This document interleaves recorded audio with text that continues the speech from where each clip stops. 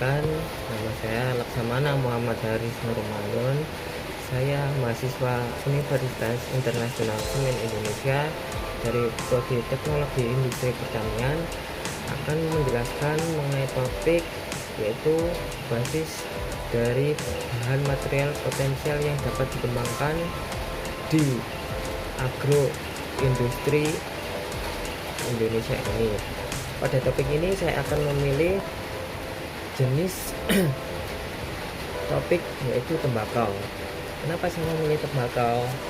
Karena tembakau merupakan komoditas yang paling umum dan yang paling sering digunakan oleh pria atau yang bergender pria. Banyak produk-produk tembakau yang sering kita temui seperti halnya yaitu rokok batangan, sigaret, dan lain-lainnya. Tobacco atau yang sering dikenal dengan tembakau merupakan tanaman yang memiliki nama latin Nicotina tabacum dan Nicotina rustiana karena mengandung nikotin dalam daunnya. Pada komoditas ini biasanya di Amerika Serikat tembakau digunakan untuk melakukan ritual karena kandungan nikotinnya bisa menghasilkan atau dipercaya sebagian besar orang sana untuk membantu proses ritualnya agar berjalan lancar karena berdampak pada efek positif atau menenangkan. Pada karakteristik dari tembakau sendiri memiliki bentuk seperti tanaman pada umumnya, yaitu akar, batang, dan daun. Akan tetapi daun yang dekat dengan tanah ini adalah daun yang masih muda. Sedangkan jika kita ingin memanfaatkan komoditas tembakau ini, kita harus memanfaatkannya pada tembakau yang sudah tua atau paling enggak sudah daunnya itu sudah lebar, sudah berat, atau bisa diindikasi dengan penglihatan itu daunnya itu sudah mulai agak layu, dan kemudian kalau diolah menjadi produk ini akan menghasilkan rasa yang enak, tidak lagi pahit. Sedangkan kalau masih muda ini biasanya rasanya akan sedikit agak pahit. Tembakau sendiri memiliki berbagai macam manfaat, diantara lainnya bisa digunakan sebagai obat nyamuk, obat anti hama pada tanaman atau pada perkebunan, yaitu membasmi ulat hama. Sama caranya dengan melarutkan daun tembakau pada 1 liter larutan air sehingga adanya homogenisasi antara daun tembakau dengan air sehingga berubahnya warna menjadi agak kecoklatan. Sementara di India sana dipercaya bahwasanya daun tembakau bisa menyembuhkan berbagai macam penyakit, yaitu mulai dari bisa ular yang dibaletkan pada luka bekas gigitan ular atau sebagai obat nyamuk dan TB. Pada tahun 2020 Januari sampai Agustus panen daun tembakau mencapai 300.000 ton. Selanjutnya adalah pemberi harapan bagi Indonesia, yaitu khususnya untuk masyarakat yang berada dalam industri ini atau petani kecil ini. Jumlah petani di Indonesia ini sangatlah pesat karena Indonesia merupakan negara yang agraris. Bagian besar daratannya itu adalah daratan digunakan sebagai mata pencaharian penduduk Indonesia. Bukan hanya itu saja, para petani ini juga menggantungkan hajat hidupnya ini dari hasil olahan atau hasil dari bumi Indonesia ini. Ya, daun tembakau memang tidak bisa dikonsumsi, akan tetapi kan bisa dijadikan produk lain yang memiliki nilai jual yang tinggi. Itu pun jika pengolahannya tepat dan benar. Jika kita tinjau seperti proses pembuatan rokok, berapa banyak sih yang diuntungkan dari komoditas daun tembakau ini? Mulai dari petani, buruh kerja, supplier, driver, terus perusahaannya. Ini kan mendapatkan semua lapangan pekerjaan sehingga hajat hidup mereka ini bisa terpenuhi. Untuk selanjutnya ini kebijakan pemerintah ini juga harus mendukung. Mengapa? Karena kebijakan Indonesia pada tahun 2020 kemarin ini menaikkan bea cukai Indonesia di angka 23%, yang membuat harga jual dari rokok per batang dan juga per bungkus per kardusnya ini naik, sehingga petani komoditas daun tembakau ini mengalami penurunan penjualan. Karena jika harga naik dan tidak dibarengi dengan pendapatan kualitas dari masyarakat yang memadai, maka permintaan akan daun tembakau dari perusahaan ini akan menurun. Makanya pemerintah diharuskan sangat mendukung dan sangat memperhatikan komoditas ini serta para petaninya. Untuk selanjutnya yaitu ini ada data dari Kementan pada 2015 sampai 2019. Saya mengambilnya ini sekitar rentang waktu 5 tahun saja, karena pada tahun 2020 kemarin datanya belum dipublikasikan oleh data Kementan di websitenya. Ini parameternya ini ada di luas area yang satuannya hektar dan produksi yang satuannya ton. Ini ada dua yang terjun dalam komoditas daun tembakau. Yang pertama ada UMKM dan pemerintah. UMKM 2015 sampai 2016 lalu rata-ratanya luas areanya ini berkisar di antara 200.000-an hektar. Sementara pemerintah selalu mengalami penurunan yang di awal tahun 2015 di angka 600 dan 2019 di angka 81. Ya, saya mengetahui bahwasanya pemerintah ini sedang memfokuskan untuk membuka lahan mungkin ya untuk membangun fasilitas umum yang menunjang pemasukan Indonesia lainnya. Kan juga kan fasilitas umum kan biasanya sangat dibutuhkan untuk masyarakat perkotaan, makanya tidak difokuskan lagi kepada komoditas ini. Menurut saya ini hal yang agak merugikan, walaupun juga masih ada tersisa 81 hektar luas dari lahan pemerintah. Untuk produksi per tonnya pada UMKM ini selalu rata-ratanya ini selalu stagnan, yaitu di angka 180 ribuan. Sementara pemerintah ini selalu mengalami penurunan karena diikuti dengan penurunan luas area komoditas. Selanjutnya ini saya kutip dari situs Amazon. Ini ada tembakau yang telah dicacah dan kering dijual dalam bentuk kemasan, yaitu sudah berbentuk produk akhir, produk jadi kemasan plastik yang seharga $7,5 per 1,75 oz atau sekitar 50 gram. Hal ini kan sangat menggiurkan jika kita bisa memasarkannya dan bisa menjualnya, karena belum tentu biasanya petani itu tidak bisa menjualkan produknya.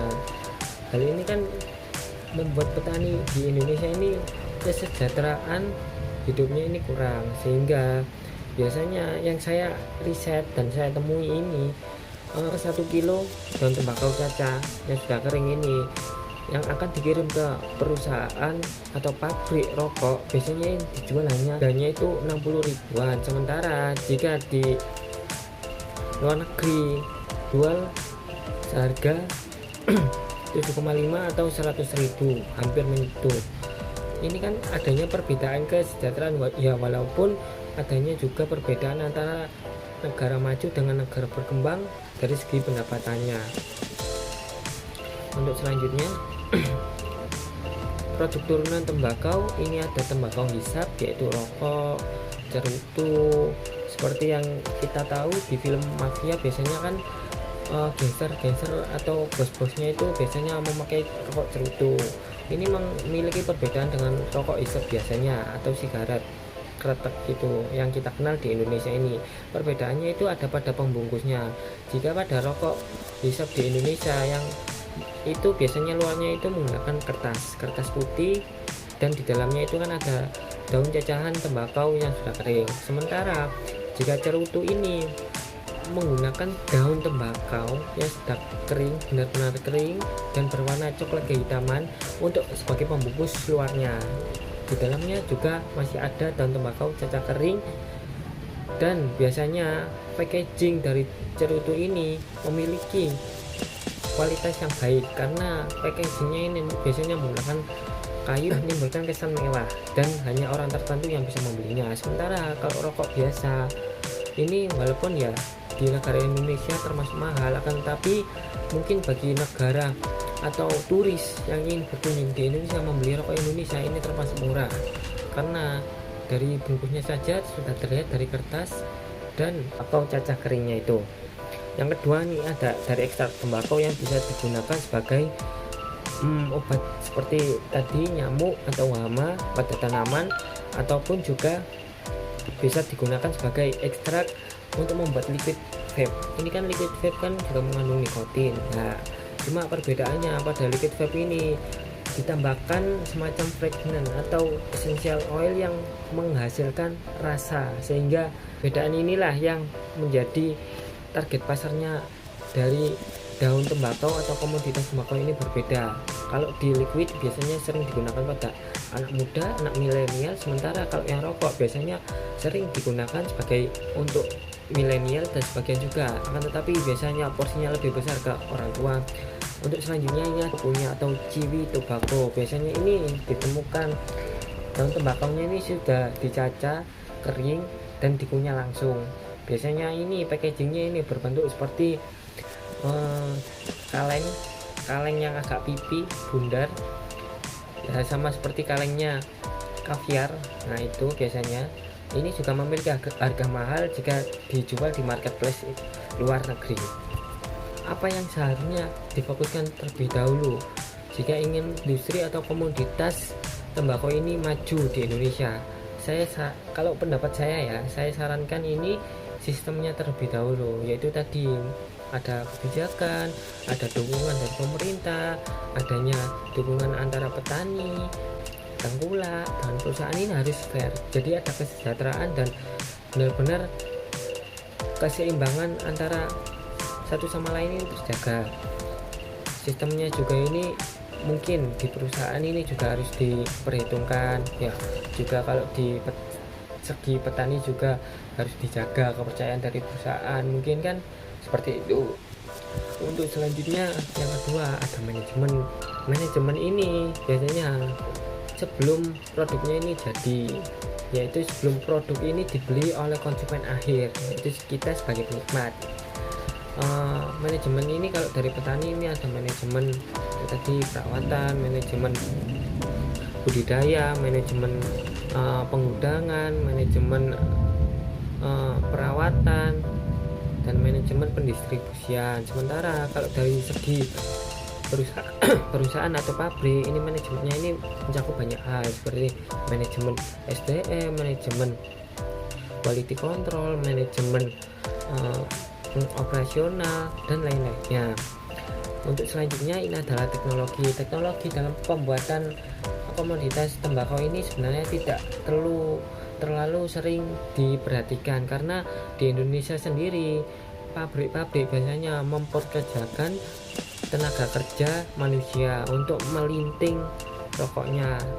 Berbeda halnya jika kita temukan di luar negeri. Biasanya di luar negeri seperti Amerika sudah menggunakan teknologi mesin sehingga produksinya itu tetap terjaga dan juga bisa kuantitinya itu bisa lebih cepat. Kalau di Indonesia kan tenaga kerjanya juga banyak dan juga ini sangat baik untuk membuka lapangan pekerjaan bagi masyarakat sekitar. Saya temukan di situs marketplace baik di Indonesia maupun luar negeri. Contohnya ini ada dari Alibaba, yaitu produk daun tembakau kering. Ini per kilonya dijual seharga 95 sampai 100 dolar US dollar. Wow, ini sangat fantastis. Jika saja para petani dengan anak generasi milenial bisa bekerja sama untuk menjualkan produknya di marketplace yang dominannya biasanya sering dipahami oleh anak muda, dan anak muda ini sering menggunakan teknologi. Wow, ini akan menjadikan Indonesia menjadi negara dengan pemasukan devisa yang lumayan banyak. Walaupun tidak adanya ekspor atau kurang naiknya ekspor daun tembakau ini, dan tidak terlihatnya ekspor Indonesia di mata dunia pada komoditas daun tembakau ini akan mengangkat derajat Indonesia agar dilihat di mata dunia. Dan juga ini saya kutip dari produk websitenya Kementan, yaitu Kementerian Pertanian, ada Asarco, pestisida nabati, asap cair tembakau, yang ini tadi digunakan sebagai pembasmi hama dan lain-lain. Ini biasanya sih kalau nggak salah dijualnya ini seharga ukurannya itu 100 mili sampai 200 milian. Sementara saya temukan di situs eBay ini ada yang menjual tembakau kiwi atau daun tembakau punya, ini paling murahnya ini dijual sekitar $8. Wow, sekitar 110 dolaran. Ini sangat fantastis jika bisa menjualkannya ya, walaupun juga sih kita harus mengikuti standar produk dari negara bayar atau negara yang akan kita ekspor, tapi itu sudah bagus jika kita sudah bisa mengekspornya dalam komoditas mentah. Akan tetapi lebih bagus lagi jika kita bisa mengekspornya dalam komoditas yang sudah jadi produk jadi akhir, sehingga nilai yang kita dapatkan atau keuntungan yang kita dapatkan ini semakin besar untuk negara Indonesia. Kutip ini ada dari marketplace Indonesia, yaitu Tokopedia, yaitu berupa produk liquid vape yang harganya paling mahal ini mencapai 200.000 ya, walaupun ada berbeda ukuran juga berbeda harga. Harapkan anak-anak generasi milenial ini bisa menjadi penerus bangsa dan pengangkat daya Indonesia di mata dunia pada tahun 2045, yaitu tepatnya pada 100 tahun ulang tahun Indonesia, sehingga Indonesia ini bisa menjadi negara maju dan layak disegani oleh negara-negara lainnya. Sekian dari saya, bila ada salah kata mohon dimaafkan, dan bila juga ada saran atau kritik mohon dituliskan di dalam komentar di bawah ini, dan juga tolong subscribe channelnya Teknologi Agroindustri Pertanian WISI ya. Dan ingin memberikan saran, alangkah lebih baiknya memberikan saran langsung kepada saya, yaitu melalui IG saya, bisa di DM, yaitu Laksamana_M_Haris 0000-3, karena YouTube ini YouTube lulusan universitas, jadi mungkin alangkah lebih baiknya jika ada perbaikan yang harus saya perbaiki untuk kedepannya. Saya akan sangat berterima kasih pada penonton sekalian. Terima kasih sudah menonton video ini. Wassalamualaikum warahmatullahi wabarakatuh. Sampai jumpa.